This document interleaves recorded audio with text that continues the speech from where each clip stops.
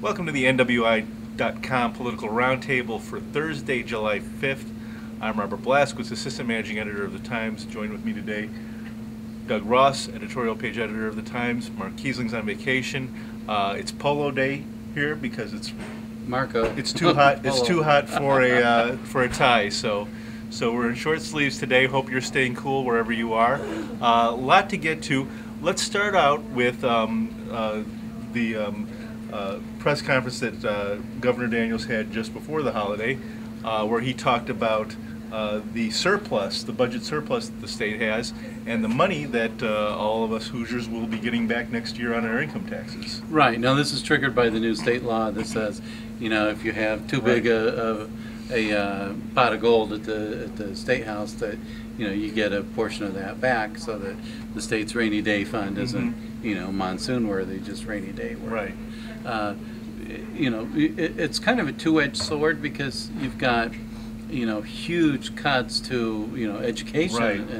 and you know, look at the Klein Avenue Bridge that, you know, still isn't being built, and right. and when it is, it'll be built with as a toll bridge, rather, you know. So you're looking at some of these things and you're saying, you know, well, yeah, okay, so $100 in my pocket eventually right. will be nice, but I've got to wonder, you know, is that money that should have been spent on educating children, right. on, well, know, certainly you helping had children, you know, who were suffering from, you know, some kind of needs that the Department of Child Services isn't addressing. Right, and we had more than $300 million in education cuts. Exactly. And that was in one swoop. I mean, that's not right. And then cumulative. And then we saw that suddenly that there was this money. It ended up being, you know, a total of basically more than $500 million that was put into the wrong spot or misplaced or whatever you want to call it. But suddenly it's back in the general fund. Now they're going to give that to as refunds, but those budget cuts still exist. Those really severe budget cuts. So jobs, you know, eliminated. Teaching jobs eliminated, exactly. municipal jobs eliminated, and the potential of, you know, like I said, if we were to rebuild Klein Avenue, those would be jobs as well. So right. So yeah, so there it is. It's a trade-off. Yeah. Also, want to talk about a bit of a reprieve here, swooping into the rescue as far as bus service goes in Lake County. You've got the Gary Public Transportation Corporation with the Regional Development Authority, kind of saving some of these paratransit services from the chopping block, but it's still not a permanent fix. Yeah, I mean, you know, these are the people that, you know, need help because they're in a wheelchair or whatever. Right. You know, need that kind of help. And yeah, okay, so, you know, they do desperately need that, and I'm glad the RDA stepped up to the plate to, you know, buy one more year for that. Right. But that still doesn't address the issue of you know, what about the rest of the riders in the Hammond area, especially who, you know, relied on the service. The RBA started it. You know, well, the RBA took it over, and it grew threefold since then, and then got shut down for lack of money. It's just, you know, one of those things where, you know, we make a great plan, but when it comes down to, you know, putting the dollars behind it, sorry. And right now the RDA is backing this effort, but they're basically saying that this isn't permanent. You know, this is a Band-Aid. You need to find a permanent solution. Well, yeah, I mean, the RDA, right. Regional Development Authority, provides startup costs. Right. That's it. Right. You know, once it's started, you got to continue it on your own. Right. Yeah. Well, shifting over to electoral politics, and kind of interesting, we have a fundraiser. I think it's coming up on next Monday.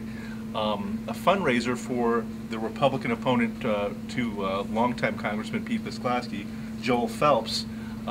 He's a first-time congressional candidate, obviously trying to build up his name recognition. This might go a long way to doing it. He's bringing in a really big-name Republican political Matt Kibbe, who is the president and CEO of Freedom Works, the political action committee that was very much behind the Tea Party, been connected to the to conservatives like the Koch brothers, but very active, powerful in conservative circles. And so he's going to be here Monday for a fundraiser at Innsbruck Country Club to raise money for Joel Phelps. Now the first congressional district isn't generally thought of as a potential pickup for Republicans. It's a very Democratic, even more so. I was going to say after redistricting, After redistricting, so in Pete Blaszkiewicz, obviously he has the advantage of incumbency. He's got the name recognition. Very difficult. It would be a very difficult, you want to say near impossible pickup for Republicans. What's at work with them bringing in this really big name fundraiser to raise funds for Joel Phelps? Well, to me, it's got to be building.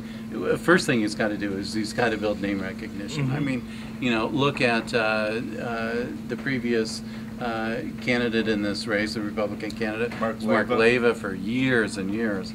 Well, Joel Phelps hasn't got that name recognition, so sooner or later, Pete Blaszkiewicz is going to retire. Yeah. And when that time comes, I think Phelps wants to be ready, either for this right. or possibly some other opportunity that might arise in the future. You never know which way the winds are going to blow. Yeah, I think Republicans know that they're not going to pick up the seat this year, but I think they're playing a long game, and they're looking at this down the road.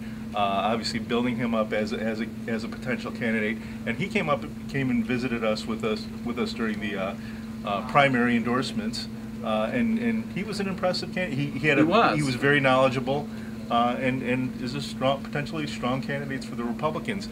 The question is that could they ever really take the seat from the Democrats, because it's been districted so heavily Democratic. Well, there's that, and then there's there's the tension within the unions that have been very heavily Democratic, partly because of the right to work thing that's right. You could argue that it was structured as a way of dismantling the unions, but also you have the general tendency to skew more conservative as people age, and we are aging. Sure.